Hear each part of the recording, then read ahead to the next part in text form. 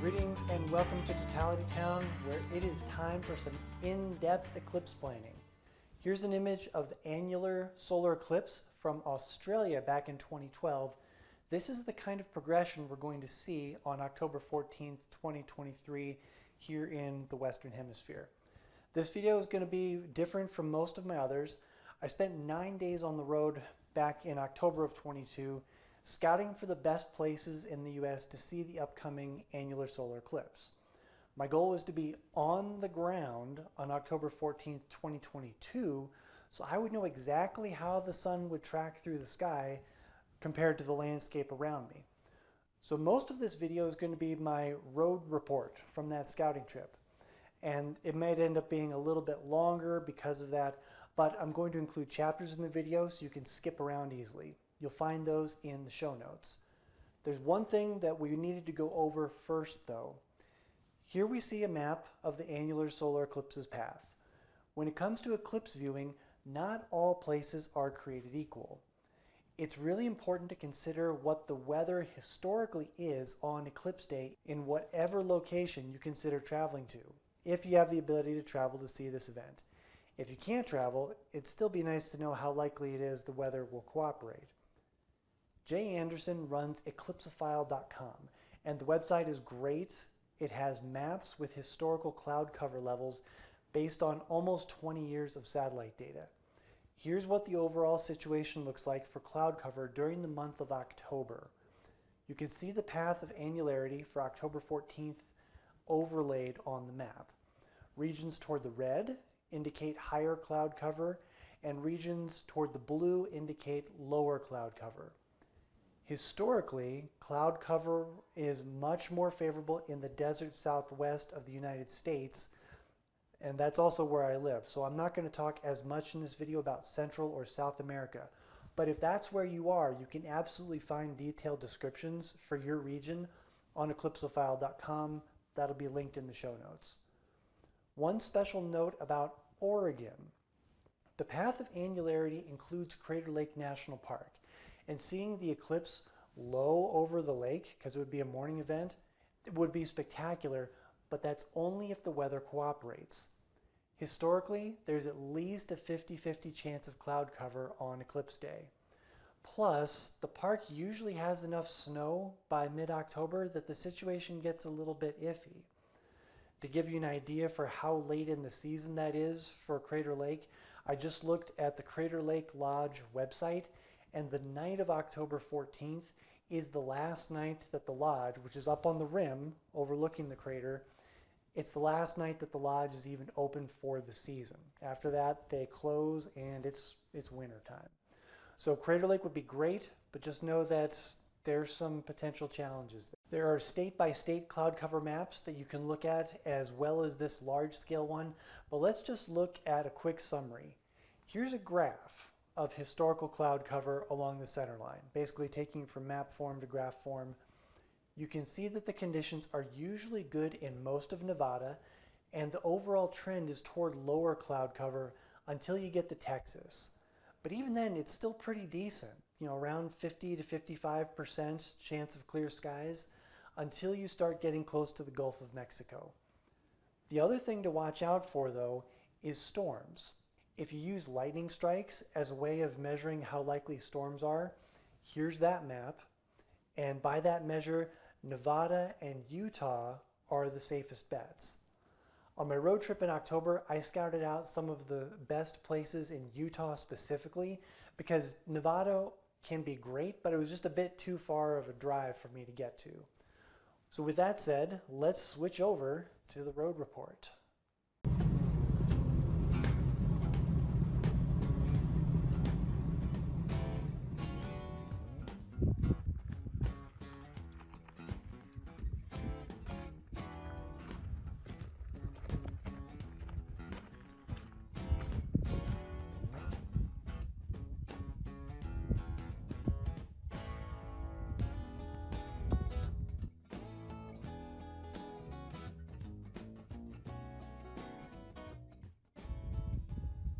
October 14th, 2022, 1 year from this morning, is the annular solar eclipse here in the southwestern US.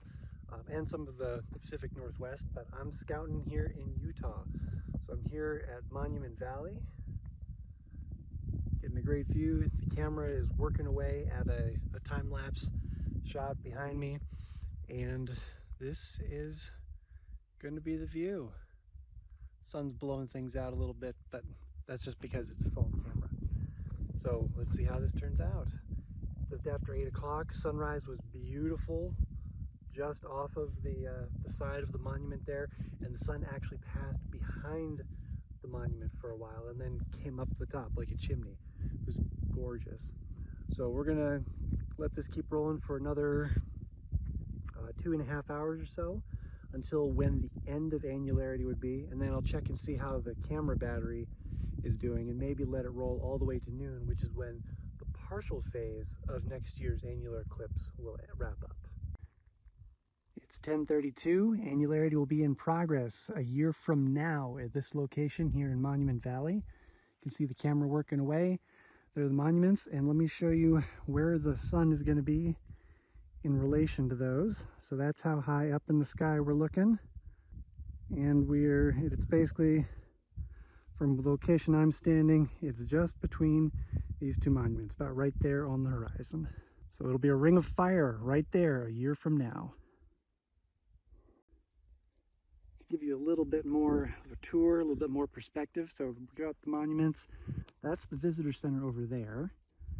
And I can actually hear voices from people standing at those overlooks in the little shade alcoves there. See the dust cloud coming off of the road? That's the scenic drive that passes through the valley and winds around. And you can see it going way off into the distance over there.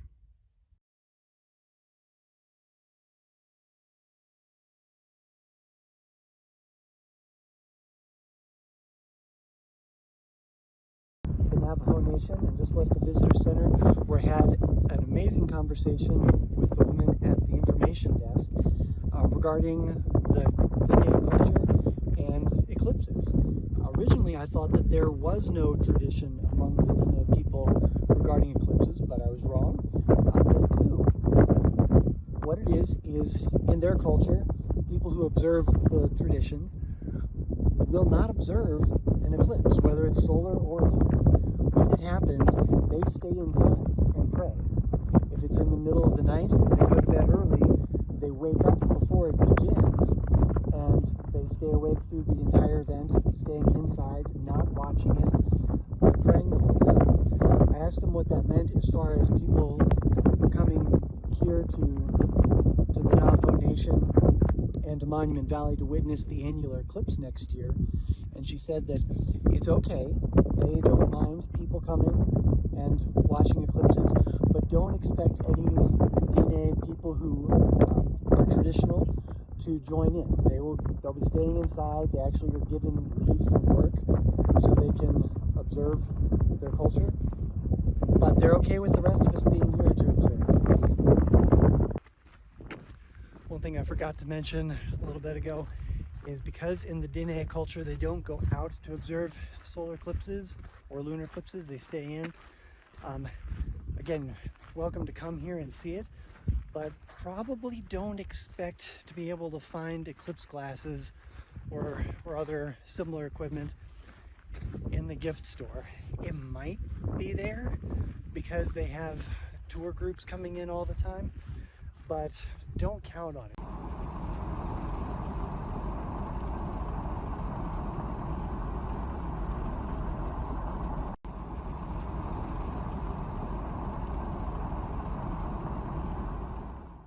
One of the biggest challenges when traveling for any solar eclipse is going to be lodging, and that's going to be even more difficult here in Utah because a lot of the national parks and places are just so remote. There's lodging, but there's not a whole lot, so it's going to get scooped up pretty fast. But camping is also incredibly easy here. There are a number of places outside of the national park campgrounds where if you stay out of the park borders, there are a bunch of places where you can camp for free because it's national forest or BLM land or other public property. I just camped out of the back of my truck the whole time. Setting up was easy, cooking a simple dinner. 10:28 and annularity will have begun. Here we see where the sun will be relative to the horizon, and this is actually a really great spot here in Capitol Reef. So the sun is here during annularity, but it'll rise over here in this notch. So it's going to go whoop, up like that. Beautiful spot, great scenery. Could be a really good eclipse here. You can see where it'll be relative to the horizon, right around there. So yeah. Quick confession, I actually didn't do a very good job of recording video or audio in Capitol Reef because I was so busy gawking at everything. The scenery was just outstanding. The place was so great, even I couldn't spend all of my time astronomizing, so took a break from the photography and just took a couple of nice hikes, going out some narrow canyons, and the sheer faces on the rock walls are just astounding. I have a feeling that the best parts are a bit more remote, a bit more of a drive to get to, but I'll be curious to explore the rest of the park someday. Had a great conversation with the rangers at the visitor center in Capitol Reef, and it's a great visitor center, and they really are getting their game faces on for this solar eclipse. They know that they're on the center line and they know it's going to be busy. So whatever happens, they're going to be pretty well prepared. And that was really encouraging to hear.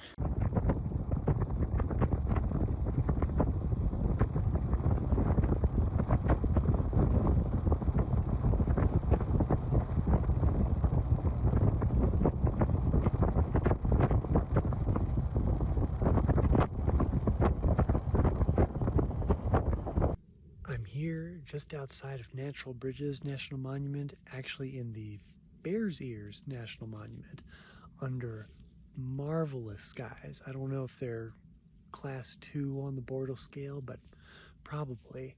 And my camera is going and the mount has got a really good alignment right now, so I'm getting a little greedy. I'm going for the Andromeda Galaxy and just looking to see how well I can do without fancy equipment. So the mount here is just a Celestron CG4. It's a simple clock drive, and the camera is kind of old. It's an old Nikon D810. So playing around.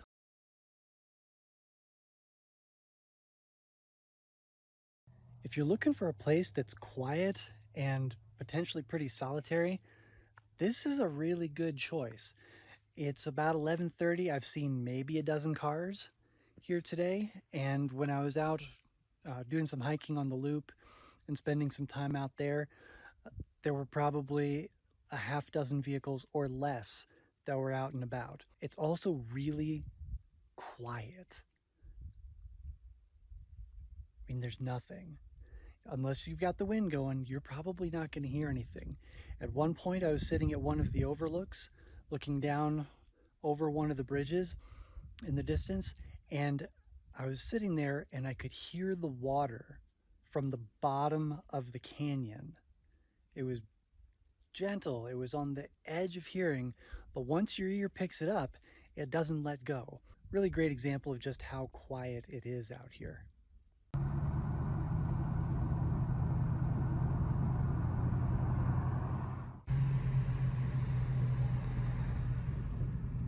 One of the advantages of being up here on the mesa, being up higher, is you get to see more of the valley during sunrise, and the dark band there, that's actually the Earth's shadow, because the sun is rising behind us. This is off to the west, and the angles work such that the darkness slowly falls. This is the far view house here at Mesa Verde, and from where I'm standing right here, the entire eclipse looks like it would take place up over the ruins. So it'd be up a little high, but the partial eclipse should have ended before it reaches the edge of the ruins over there visually. Also in the long view area, probably only a 100-yard walk, this is the Coyote Village ruins. And this would also be a great spot catching the eclipse up over the ruins.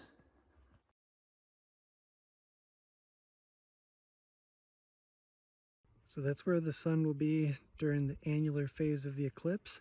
It was tracking down from the left, so it'll rise kind of somewhere over here, and then we'll hit the partial phases going up this way to annularity, and then it's going to continue to climb a little bit up this direction before the partial phase ends.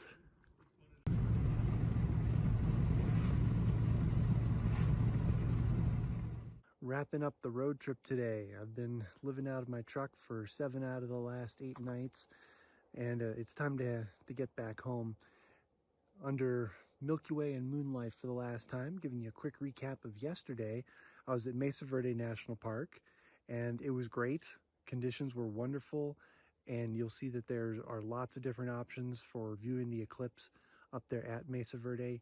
You can get some angles with the eclipse happening over the ruins. You can see a good one here of the spruce tree house. The one downside of Mesa Verde National Park is that it's a lot of driving to get anywhere because you're up on the mesa, and so there are a couple of different branches of roads within the park, but it takes a while to get there. So this is the kind of place that probably want to go and stay, and that way you can get an early start on things in the morning. Otherwise, you have to get up really early in order to get to wherever you want to be if you're trying to catch sunrise. I had a good conversation with the rangers, and they don't know if they have anything planned yet. My plan had been to get to Chaco Canyon National Historic Park and do one last round of scouting there, but I just couldn't justify adding a whole nother day and a couple 100 miles of driving, especially because I've already been there. I was at Chaco Canyon back in 2012 for the annular solar eclipse that happened then, and I already know it's a great spot to watch an annular eclipse. You can go right up into the ruins and take photos. You can get up on the rim of the canyon surrounding the ruins and go. It's a great place, and it was a lot of fun to watch the annular eclipse back in 2012. The only downside is that it's remote. It takes a lot to get there. It's 30 miles of dirt road, and some of it's a little bit rough. Not like pothole rough most of the time, but it's some serious washboard, and that can take it out of you. Also, if it's wet conditions, the roads might not be passable. So it's a great place. When I was there in 2012, there were at least a dozen, probably 24 people set up with cameras or telescopes to watch the annular eclipse, and there were a whole lot more that were there just as bystanders watching the eclipse, and it was a great time. As far as archaeoastronomy goes, Chaco Canyon is the place to be out of all the places that I visited. So definitely check them out. It's too far out for them to have a whole lot planned in detail, but when we were there in 2012, they did have a couple of people out there with telescopes. There was a gentleman that we camped out with who had an H-alpha telescope doing outreach and watching the eclipse, and it was marvelous. So they probably don't have details, but they will have something going on. Don't check the website. There probably won't be great stuff there. Call them and see what they're going to have and where, because there are multiple different sites within Chaco Canyon. We were out at Casa Bonita, and it was marvelous. All right, with that said, it's cold, it's frosty. It's time for me to wrap it up and get home and start editing this video. Thank you guys for watching. Thanks for joining me on this scouting trip. If this has been at all helpful, then please subscribe to this channel. Who knows, maybe I can get to the point where YouTube will pay for some of my gas money. That'd be kind of nice. Thank you guys again, and Hope to see you again next time here in Totality Town.